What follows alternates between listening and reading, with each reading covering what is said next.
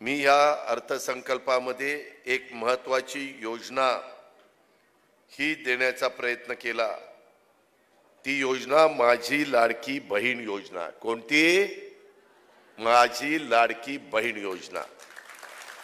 2.5 कोटी महिलांना 45,000 कोटी रुपये हे दरवर्षी आम्ही या योजनेच्या मार्फत दर सुरुवातीला जुलै महिन्यापासून ती योजना सुरू केली। सुरुवात झालेली आहे, अडचणी येत आहेत। ॲपच्या संदर्भामध्ये बऱ्याचशा महिला मला सांगतायत की दररोज ॲपवर आता सध्या 5 ते 7 लाख लाभार्थी फॉर्म भरतायत।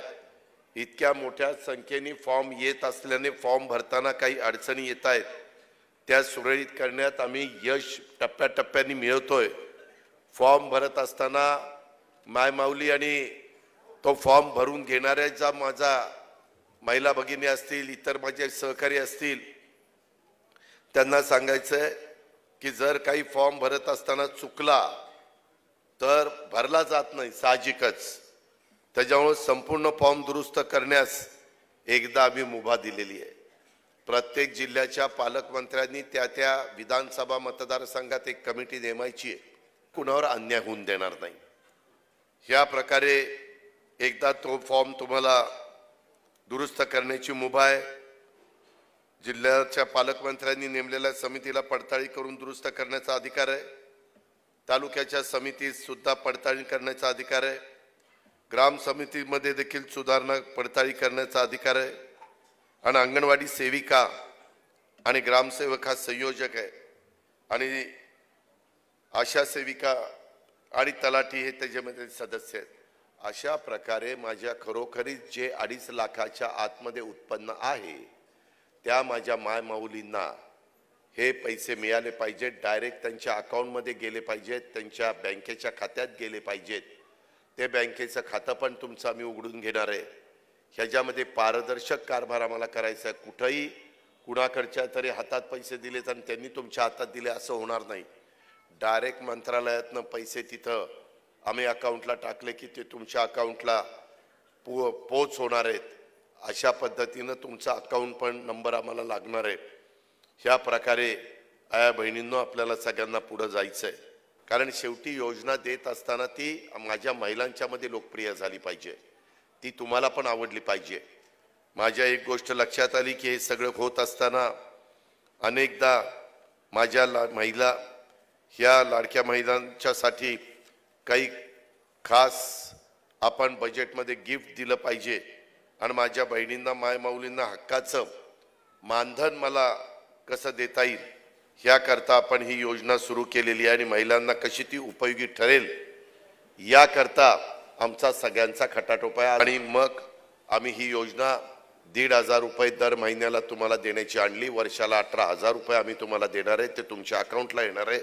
अट एवढीच आहे, तुमचं उत्पन्न 2.5 लाखाच्या आतमध्ये असलं पाहिजे कुटुंबाचं। मग त्याच्यामध्ये माझ्या शेतमजूर महिला येतील, शेतमजुरी करणाऱ्या महिला येतील, कचरा गोळा करणाऱ्या महिला येतील, त्याच्यामध्ये काच गोळा करणाऱ्या महिला येतील, अशा प्रकारच्या समाजातल्या अनेक वर्गातल्या महिला येतील। आणि मायमाऊलींनो हे करताना आम्ही जात बघितलेली नाही, फक्त ती महिला असली पाहिजे। ती मागासवर्गीय असली तरी तिला मिळणार, समाजातली असली मिळणार, मुस्लिम समाजातली असली मिळणार। ती फक्त 2.5 लाखाच्या आत पाहिजे उत्पन्न। ती सर्वसाधारण मध्ये असली तरी तिला मिळणार, ती ओबीसी मध्ये असेल तरी तिला मिळणार, त्याच्यात कुठल्याही भटक्यामध्ये मोडत असेल तरी तिला मिळणार।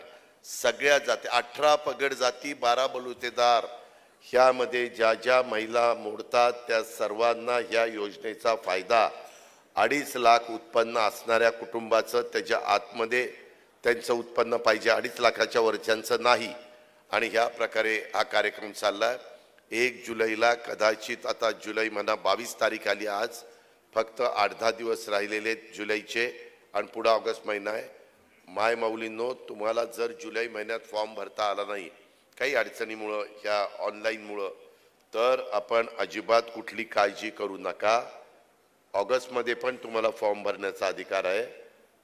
महिलांनो, बहिणींनो, मला तुम्हाला सांगायचं की ऑगस्टमध्ये फॉर्म भरला आणि तुम्ही लाभार्थी असला तरी जुलैचेही 1,500 आणि ऑगस्टचे 1,500 असे 3,000 रुपये आम्ही तुम्हाला रक्षाबंधनच्या दिवशी त्या ठिकाणी देणार आहे. रक्षाबंधन मला वाटतं ऑगस्टमध्ये 19 तारखेला आहे. ही एक प्रकारची भाऊबीज समजा